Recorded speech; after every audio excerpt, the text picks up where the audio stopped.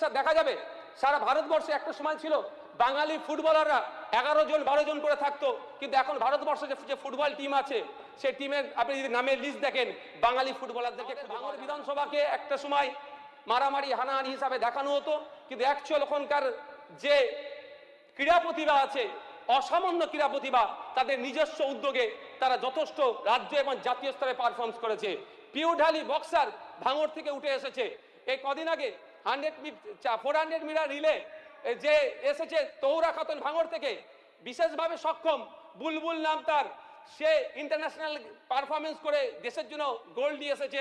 তাই পরিশেষে স্যার অনুরোধ করছি মাননীয় সদস্য শ্রী নওশাদ সিদ্দিকী মহাশয়, আপনার সময় 8 মিনিট।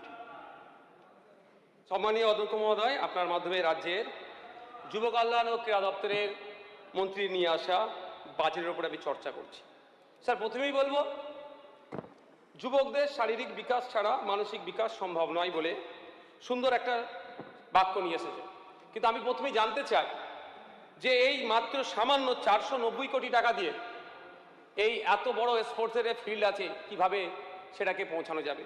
বিগত অর্থবর্ষ তথা 2025-26 অর্থবর্ষে যেটা বরাদ্দ হয়েছিল 840 কোটি টাকা, সেখানে বরঞ্চ বাড়া তো দূরের কথা, এক্ষেত্রে ছাঁটাই হয়েছে। তাই আমি অনুরোধ করব সাপ্লিমেন্টারি বাজেটে এটা ইনক্রিজ করা হোক, অর্থ আরও বরাদ্দ করা হোক।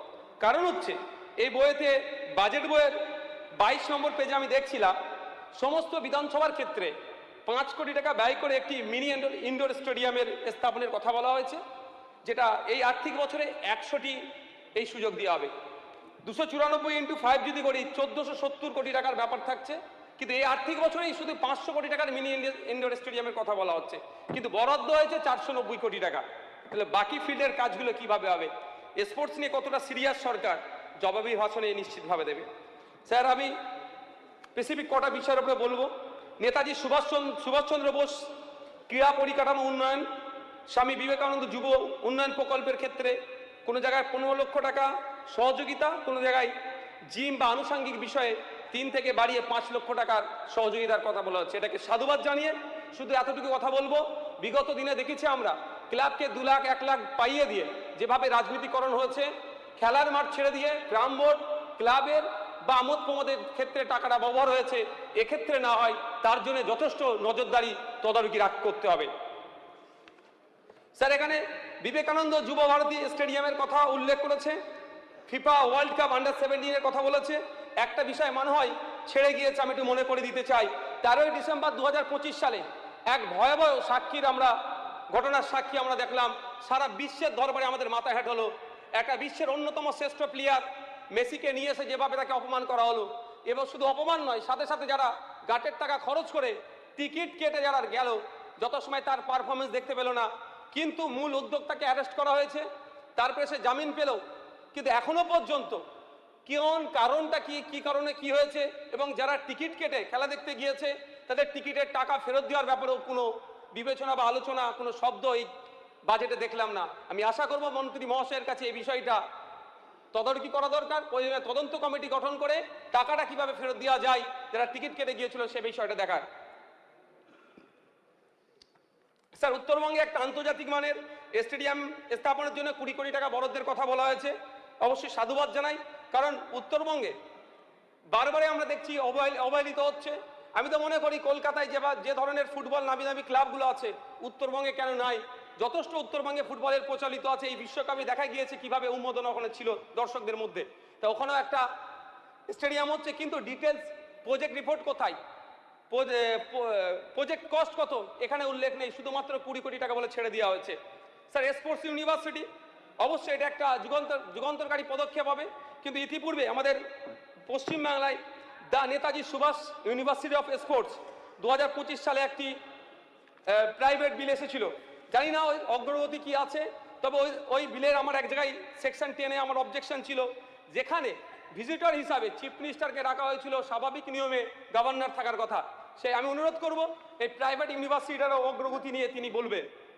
শুধু স্যার স্পোর্টস ইউনিভার্সিটি করে দিলে হবে না, স্পোর্টস স্কুল করতে হবে, স্পোর্টস কলেজ করতে হবে, সাথে সাথে শারীরিক শিক্ষার যে সমস্ত অলরেডি অনুমোদিত পদ আছে, শূন্য পদ যেগুলো আছে, সেগুলোকে যথাযথ পূরণেরও ব্যবস্থা করতে হবে। স্যার, স্পোর্টস একাডেমির কথা অনেক উল্লেখ করেছে, আমি শুধু একটা ছোট্ট তথ্য দিতে যাই, যেখানে প্রায় এই বাজেট থেকে উপেক্ষা হচ্ছে স্যার ভলিবল, ওই ডিসিপ্লিন থেকে আমি উঠে এসেছি। স্যার, এখানে আমাদের পশ্চিমবাংলা যে মহিলা ভলিবল টিম আছে, অন্যান্য স্টেটের থেকে সবসময় 3 বা 4 র্যাঙ্কে থাকে, কিন্তু ভলিবলের একটা ভালো একাডেমি না থাকার ফলে আপনার ইন্ডিয়ার মধ্যে ওয়েস্ট বেঙ্গল টপে আসতে পারে না। তাই বিভিন্ন একাডেমির কথা উল্লেখ থাকলেও ভলিবল একাডেমির কথা উল্লেখ নেই। আমি অনুরোধ করব মন্ত্রী মহাশয়কে যে একটা ভালো ভলিবল একাডেমি করা হোক। স্যার, নেশামুক্ত ভারত গড়ার লক্ষ্যে যে যুব সচেতনতার অভিযান আছে, এখানে আমি 2টো পয়েন্ট বলবো। একটা স্যার, বিড়ি, তেরেঙ্গা, গুটখা থেকে শুরু করে সিগারেট, মদ, গাঁজা সম্পূর্ণরূপে পশ্চিমবাংলায় বন্ধ করা দরকার, কারণ যুব সমাজ যেভাবে আসক্ত হয়ে পড়ছে তা ক্ষতি হচ্ছে।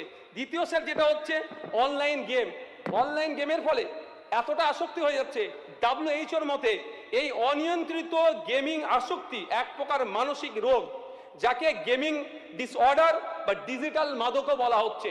তাই আমি অনুরোধ করবো আমার দেশের সরকার the promotion and regulation of online gaming act 2025, যেটা রুল হিসেবে 2026 এসেছে, তাকে সামনে রেখে এবং the West Bengal gaming act and prize competition act 1957-কে সামনে রেখে একটা আইন তৈরি করা দরকার, যে আইনের মাধ্যমে এই অনলাইন গেমকে কন্ট্রোল নেওয়া যায়।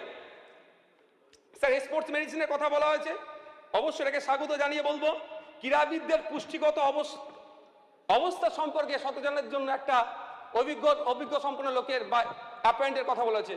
আমি এখানে স্যার বলবো, ম্যাক্সিমাম ক্ষেত্রে দেখা যাবে যারা গ্রাম থেকে উঠে আসছে প্লেয়ার হিসাবে আর্থিকভাবে দুর্বল, বিগত বাম সরকারের আমলে প্রতিভাবান প্লেয়ারদের জন্য স্টাইপেন্ডের ব্যবস্থা ছিল, যেটা আমিও নিয়মিত পেতাম, কিন্তু বিগত 15 বছরের সরকার সেটাকে বন্ধ করে দিয়েছে। আমি অনুরোধ করবো এই পুষ্টির কথা মাথায় রেখে এবং তাদের যাতায়াতের জন্য, প্র্যাকটিস থেকে বাড়ি ফেরার জন্য, এই ট্রাভেলিং অ্যালাউন্সের জন্য এক প্রতিভাবান প্লেয়ারদের জন্য একটা ভাতা নতুন করে ব্যবস্থা করা হোক। স্যার, ক্রীড়ানীতির কথা বলা হয়েছে, আমি একটা শুধু এখানে শুধু যোগ করব, এই মুহূর্তে ওয়েস্ট বেঙ্গলে যে কটা রাজ্য স্তরে ক্রীড়া সংস্থা আছে প্রত্যেকটাকে ডিসলভ করে দেওয়ার প্রয়োজন আমি মনে করছি।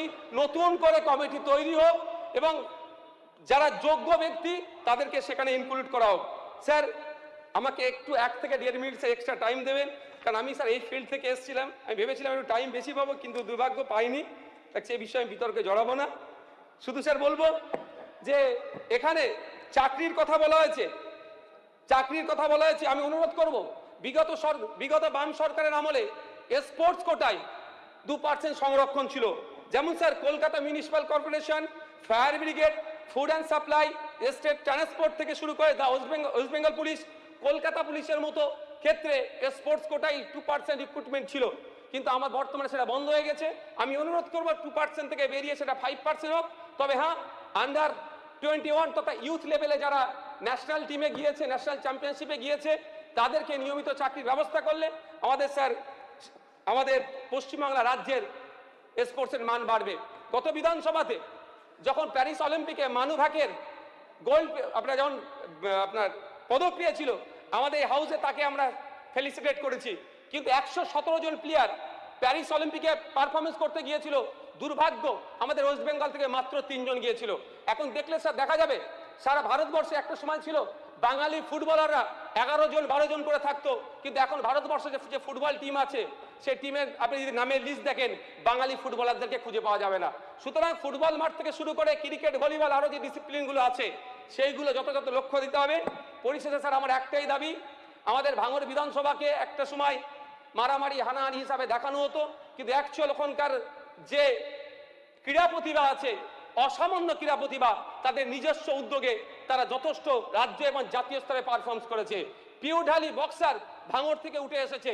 এই কদিন আগে 400 মিটার রিলে যে এসেছে তৌরা খাতুন ভাঙড় থেকে, বিশেষভাবে সক্ষম, বুলবুল নাম তার, সে ইন্টারন্যাশনাল পারফরমেন্স করে দেশের জন্য গোল্ড নিয়ে এসেছে। তাই পরিশেষে স্যার অনুরোধ একটাই, ভাঙড়ে একটা স্পোর্টস কমপ্লেক্স দেওয়া হোক। ধন্যবাদ স্যার।